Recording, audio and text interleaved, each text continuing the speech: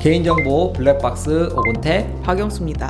네, 오늘은 개인정보 업무 처리를 좀 다양하게 하면서 여러분들께서 몇 가지 궁금한 질의사항에 대해서 좀 저희 전문가 관점에서 답변을 드리는 시간을 갖도록 하겠습니다. 질의 내용과 연관성 있는 유사 사업자나 관련 담당자라면 업무하시는데 참고하시면 좋을 것 같습니다. 그러면 한번 첫 번째 온 질의부터 한번 읽어보고 얘기를 나누도록 하겠습니다.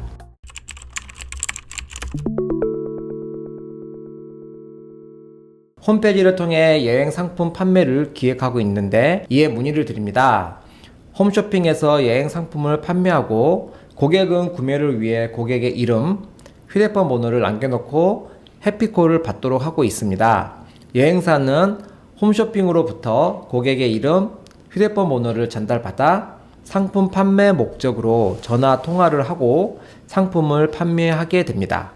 이때 여행사가 고객에게 전화를 했지만 통화가 되지 않아 고객에게 홈쇼핑에서 선택한 여행 상품에 대한 안내와 비슷한 여행 상품의 안내를 문자로 보내게 되면 개인정보보호법상 문제가 되는지 궁금합니다. 자, 이 질의에 대해서 또 변호사님과 같이 한번 논의했으면 합니다. 네. 제가 이 질문들을 좀 더 세분화해서 우리 청취자분들이 알기 쉽도록 한번 질의를 나눠서 한번 질의해 보도록 하겠습니다. 첫째, 홈쇼핑에서 여행 상품에 대해서 판매하기 위해서 고객에게 여행사가 전화하는 행위는 문제가 없는 걸까요? 일단 이 답변을 드리기 위해서는 좀 전제돼야 될 게 있는데요. 여행사와 홈쇼핑 간의 관계입니다. 좀 구체적으로 명시가 되어 있으면 확실하게 대답을 드릴 수 있을 것 같은데요. 그게 이제 없는 부분이기 때문에 여행사와 홈쇼핑 간의 일반적인 관계를 전제로 해서 대답을 드리도록 하겠습니다. 이 관계에 있어서는 이제 홈쇼핑과 여행사가 각자 이제 독자적인 업무의 이익을 갖고 있다고 보여져요. 그래서 이런 경우에 있어서는 홈쇼핑이 여행사의 개인정보를 제3자 제공한다는 이제 전제로 볼 수 있고요. 이 경우에 있어서는 이제 여행사가 이제 홈쇼핑에 개인정보를 제공한다는 계약이 되어 있고 정보 주체도 이에 동의를 하고 넘긴 경우에 있어서는 이제 문제되지 않을 것으로 보여집니다. 네. 그럼 이제 질의 내용에 그러니까 통화가 안 되는 경우 문자로 남겨놓고 있는데 그것도 문제가 없을까요?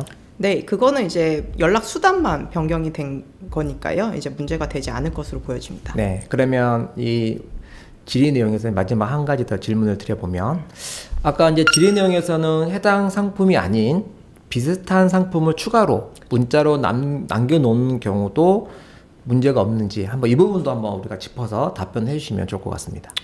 대표님 아시다시피 원래 이제 개인정보 처리는 이제 수집받은 목적 범위 내로만 할 수 있기 때문에 그 외의 상품을 이제 판매하기에 문자를 남기는 거는 목적의 이용에 해당할 수 있고 그 외에 이제 뭐 재화 판매를 위한 이용이 될 수 있기 때문에 문제의 소지가 있습니다. 아, 네. 두 번째 질문입니다. 학교의 수업이나 공공기관 또는 기업 등의 회의에서 참석자 현황 파악을 위해 주최자 또는 주최 측의 출석표를 공개된 공간에 비치해 두거나 회람시켜 참석자들로 하여금 출석 상황 등을 표기토록 하는 행위가 개인정보 유출 또는 제3자 제공에 해당하는지 궁금합니다. 예, 이 부분도 한번 같이 얘기해 보면 좋을 것 같습니다. 변호사님 어쨌든 이 부분은 어떻게 생각하시나요? 일단 이 출석표 관련한 내용이 개인정보에 해당하는지를 먼저 좀 살펴봐야 될 것 같은데요. 일반적으로 뭐 이름 그리고 뭐 학부 이런 것들도 있을 수 있겠죠. 그 뭐 출석 여부에 대한 거를 이제 체크하게 되잖아요. 이 여부는 이제 개인정보에 충분히 일단은 해당을 할 수 있고 그렇기 때문에 내 정보가 아닌 이제 다른 사람의 정보가 타인에게 이제 보여질 때는 개인정보 유노출에 해당할 여지가 충분히 있습니다. 이제 비슷한 케이스로 문제됐던 게 작년 그리고 재작년에 있었던 코로나 명부 사건들이 있어요. 그래서 코로나 때 식당 같은 데 갈 때 이제 명부에다가 그 전화번호 적고 이제 이런 것들을 했었잖아요. 근데 내 정보가 의도치 않게 이제 다른 사람에게 이제 보여지는 그런 케이스들이 문제된 사안이 있었고 그렇기 때문에 이런 경우에 있어서는 출석을 한 그 사람한테만 보여지게끔 하는 시스템을 이제 만들어서 운영을 하시는 게 필요해 보입니다. 변호사님께서 코로나 얘기를 해주셨잖아요. 그래서 이번에 개인정보 보호법 바뀐 것도 이전에는 법 58조에 다 적용 예외 대상이었는데 이번에 이제 코로나 사건 때문에 수집은 하는데 안전하게 보호 조치 안 하니까 이게 이슈가 돼서 법 조항을 바꾸면서 이런 것도 이제 안전하게 관리하라라고 바뀐 것도 있겠죠. 네. 받은 질문 마지막 질문 한번 같이 나눠보도록 하겠습니다. 안녕하세요. 간단한 이벤트 응모를 위해 포털 사이트, 구글 또는 네이버 등에서 제공하는 구글 폼이나 네이버 폼 등을 통해 전화번호, 이메일 등 개인정보를 수집하는 경우가 있습니다. 이 경우 구글 폼은 개인정보 처리 시스템에 해당하는 건가요? 만약 해당한다면 개인정보의 안전성 확보 조치 기준에 따른 접근 권한, 접근 통제, 접속 기록 등의 요구 사항을 준수해야 하나요? 일단 이 의견은 약간 기술적 얘기가 좀 들어가니까 네. 제가 개인적인 의견을 먼저 말씀을 드리면 개인정보 안전성 확보 조치 기준 제2조에 근거해서 개인정보 처리 시스템의 용어 정의가 나와 있습니다. 네. 그 개인정보 처리 시스템이라고 하면 데이터베이스 시스템 등 개인정보를 처리할 수 있도록 체계적으로 구성한 시스템을 말한다라고 정의되어 있는데요. 구글 폼이나 네이버 폼 같은 경우에는 일시적으로 어떤 이벤트 응모를 위해서 개인정보가 수집되고 관리 권한을 가진 분의 계정으로 들어가 보면 어쨌든 간에 체계적으로 그 결과가 볼 수 있기 때문에 이 부분은 이제 개인정보 처리 시스템에 해당한다고 저는 보여집니다. 이 부분에 대해서 변호사님 생각은 어떠신가요?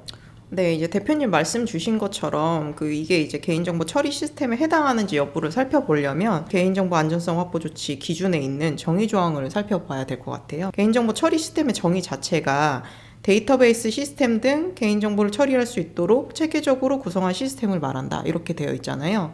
근데 저희 구글 폼 같은 경우에 있어서도 거기에 입력을 하게 되면 개인정보가 입력되게 되고 그것들이 이제 그 서버로 넘어가서 이제 처리가 되게 되는 거잖아요. 그렇다고 하면 고시에서 말하는 개인정보 처리 시스템 정의에 해당하지 않는다고 보긴 어려울 것 같습니다. 네. 변호사님과 제 생각은 어쨌든 의견이 네. 예, 같은 걸로 이해해 주시면 되겠습니다. 네. 근데 질의 주신 것처럼 한 가지 좀 문제점이 있습니다. 그렇다면 개인정보 처리 시스템에 해당한다면 개인정보 안전성 확보 조치 기준에 따른 뭐 접근 권한이라든지 접근 통제, 접속 기록 등 이런 것들을 뭐 준수해야 되느냐 이렇게 이제 질의를 주셨는데 구글 폼이나 네이버 폼에서 제공하는 경우는 사실 개인정보 안전성 확보 조치에서 요구하는 그 보호 조치 기능들은 이걸 이용하는 이용 사업자 입장에서는 하기는 어렵죠. 그죠. 그러다 보니까 이용 사업자 입장에서는 우리가 이걸 다 지켜야 되느냐라는 측면에서 보면 좀 그 부분은 현실적으로 어렵지 않겠느냐. 따라서 시스템에 대한 안전조치 의무 준수를 하기보다는 이 플랫폼을 이용해서 이용하는 사업자 입장에서는 그 수집할 때 수집에 대한 동의 부분을 잘 받는 게 더 중요할 것 같고 일시적으로 하는 거기 때문에 그 개인정보를 뭐 PC로 다운받았거나 또는 우리 내부 시스템으로 다운받았을 때에 그 다운받은 이후에 어떤 보조치 이 부분에 좀 더 신경을 쓰는 게 좀 맞지 않을까 저는 개인적으로 이렇게 생각해 봅니다. 네. 뭐 이 부분에 대해서도 변호사님 의견 어떠신가요? 말씀해 주신 것처럼 저희 원칙적으로 하게 되면 이제 구글 폼으로 이제 이용하는 것도 아까 말씀드린 것처럼 개인정보 처리 시스템에 해당하기 때문에 원칙적으로는 이제 개인정보 안전성 확보 조치에 있는 내용들을 이행하는 것이 필요하죠. 근데 이게 기술적 한계인데요. 이제 통제 영역 밖에 있는 게 되잖아요. 일반 사업자가 구글한테 안전성 확보 조치를 이행하라고 할 수도 없는 거고 이러는 거는 이제 기술적 한계가 있고 이런 부분은 제가 봤을 때는 법이 이제 기술을 못 따라가고 있는 부분 중에 하나라고 생각됩니다. 그렇기 때문에 현 서비스들이 이제 구글 폼이나 이제 네이버 폼 이런 것들을 많이 이용하는 경우들이 늘어나고 있고 이런 경우들에 대해서 그러면 안전성 확보 조치를 어떻게 했을 때 준수할 수 있는지에 대한 부분이 연구가 돼서 이런 부분도 좀 보완돼야 되지 않을까 이런 생각이 들고요.